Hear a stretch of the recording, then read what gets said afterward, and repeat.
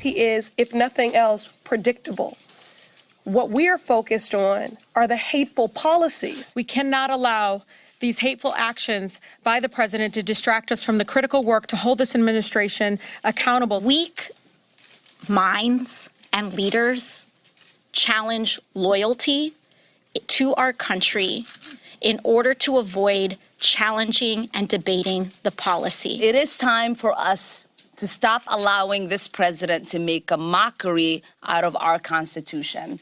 It's time for us to impeach this president. There is no playbook for how you're supposed to respond to a serving American president launching an explicitly racist, go back to where you came from campaign of vitriol against you for his own political gain. There's nowhere you can go to look up what to do in the event of this. I mean, there's no manual that tells you what the right way is to respond to that. But there are 4 young members of Congress who are writing that book for all of us now. Today, Congresswoman Ayanna Pressley, Rashida Tlaib, Ilhan Omar, and Alexandria Ocasio-Cortez held a joint 4-way press conference to respond to the president's attacks over the weekend and today's follow-up performance on the White House South Lawn, which was an extended diatribe by the president in which he accused these 4 specific members of Congress of hating the United States and loving al-Qaeda. As we saw from the president's notes, that would be al-Qaeda spelled A-L-C-A-I-D-A. Because who does not need a phonetic reminder of how to say the name of that organization? Of course, despite the president calling on these 4 members to return to their broken, crime-infested countries, all 4 of these members of Congress targeted by the president's racist attacks, of course, are Americans. They're all U.S. citizens. Only one of the 4 of them was not born in this country. Ilhan Omar fled to the U.S. from war-torn Somalia when she was a little kid. She became a U.S. citizen as a teenager. She's now a duly elected member of Congress from Minnesota. Over the weekend, Congresswoman Omar responded to the president on Twitter, calling him the most corrupt and inept president we have ever seen. She accused him of stoking white nationalism because you are angry that people like us are serving in Congress and fighting against your hate-filled agenda. She quoted Bobby Kennedy saying, "America's answer to the intolerant man is diversity, the very diversity which our heritage of religious freedom has inspired." This afternoon, Congresswoman Omar added to her critique. This is the agenda of white nationalists. Whether it is happening in chat rooms or it's happening on national TV, and now it's reached the White House garden. He would love nothing more than to divide our country based on race, religion, gender, orientation, or immigration status. Because this is the only way he knows he can prevent the solidarity of us working together across all of our differences. Whether the president's comments and most recent attacks are an attempt to distract from his policies or just provide a spine on which all the bones of the rest of his re-election campaign are due to hang, today, Democratic leaders in the House announced that they will soon vote on a resolution condemning the president's racist attacks on these members of Congress. That vote could come as soon as tomorrow, but Congresswoman Omar and her colleagues have been bearing the brunt of these attacks, and they are trying to show the country the proper response. I mean, what do you do when the leader of your country starts an explicitly racist attack against you? What do you show in terms of your own leadership as an elected political leader in this country in response to that, to try to help the country not be as hurt by that as it could be? They are working this out right now, speaking for themselves on their own terms, not ceding an inch. Joining us now is Congresswoman Ilhan Omar. She's a Democrat of Minnesota. Congresswoman, thank you very much for making time tonight. I know there's a lot of demands on your time right now in this storm that you're in. Thanks for being here. Great to be here with you, Rachel. Thank you for having me. So, as I was just saying, there's obviously no playbook for how to respond to racist attacks from a sitting president.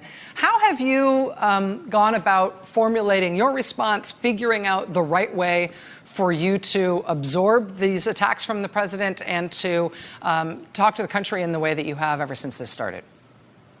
Look, many of us, as I said today, when we're brown and black in this country, have been subjected to the old racist trope of go back to where you came from. whether it happens on a school playground or inside the hallway, or someone shouting at you in the street. And many of us have had our responses. And now, today, and yesterday, we had to figure out how to respond, it coming from the President of the United States. And we were reminded something that my 7-year-old says, does he know he is the President of the United States? And we had to make sure to let him know that here in this country, we see everyone, we welcome everyone, and we remind people that they are valued. And we're not going to allow him to continue his throwing of the bile of garbage that constantly comes out of his mouth that allows for the media to be distracted truly from delivering the kind of insight investigation into the lawlessness that is of his administration, the constant human rights violation, the policies that are detrimental to our existence in this country, and the harm that he is causing on the daily basis to our Constitution and the existence of our country. As the president has singled out you and your colleagues in the House, obviously that's put an incredibly hot spotlight on you. But as you're just saying there, that critique that this is an effort to distract by the president, this is an effort for him to create a narrative that he likes. He's doing this obviously on purpose, and he knows how people will respond to these sorts of attacks. I wonder how you sort of think about that in terms of balance. Obviously, you have a platform because you're looked to for a response to these attacks from the president that is of his making, but also you get to speak on your own terms once you get that. How do you sort of avoid helping him do his work of distracting from the kinds of things that you just described? Yeah, I mean, we get an opportunity to call him out, and we get an opportunity to really talk about what the direction for this country should look like. This is a president who believes it is okay for him to think that people who say something that will move this country forward should be deported. And he's called on us to go back and fight corruption and fight these countries that have worst leaders and inept leaders. Well, we are living in one. He is that president. He is corrupt. He is the worst president we've had. He is inept. And we're going to call him out for it. And we're going to hold him accountable. We're going to talk about the policies that he's creating that we think are setting our country back.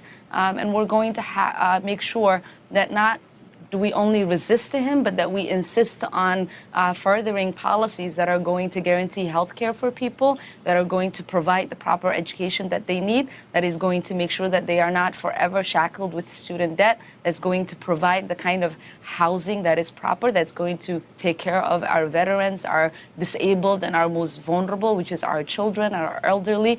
And we're going to make sure that we are moving the agenda we were sent to move here in Congress. Today, in your remarks with your colleagues, you and Congresswoman Tlaib both specifically mentioned impeachment and called for impeachment proceedings to start against the president. Is that for the conduct laid out in the Mueller report or for other scandal-ridden behavior, or are you suggesting that he ought to be impeached in part for the kinds of attacks that he's levied against you and your colleagues? No, we're suggesting that he's committed high crimes and misdemeanors, and it's about time that we start the process and impeach this president. As Ayanna says, he's an occupant and does not rise to the level of what we expect our president to. And it's time for us to make sure that the United States has a president that they can be proud of, someone who understands the responsibility of a president and someone who carries it out. Look, we have a president that truly believes that if you say something that he doesn't agree with, that you should no longer have the opportunity to exercise your First Amendment rights. This is a president who himself has said our country and its leaders are dumb. This is a president who said the state of New Hampshire is a drug-infested den. This is a president who constantly vulgarly speaks about how dirty our streets are, how inept we are as a nation, and doesn't really offer any solution in dealing with that. He abdicates his responsibility in trying to set the course on what will make our country live up to its ideals. And here we are as members of Congress doing the work that will get us the country we all deserve, one that is truly functioning for all of us, one that sees and values every single person in it, and one that is making sure that our shiny and wonderful Constitution is fully intact and the protections is offered, is enjoyed by all of us. Congresswoman Ilhan Omar, Democrat of Minnesota, thank you for your time this evening. I'm sure these last few days have been incredibly stressful. You taking time out to talk to us about it is an honor. Thanks very much. Thank you. All right, much more ahead tonight. Stay with us. Hey there, I'm Chris Hayes from MSNBC. Thanks for watching MSNBC on YouTube. If you want to keep up to date with the videos we're putting out, you can click subscribe just below me or click over on this list to see lots of other great videos.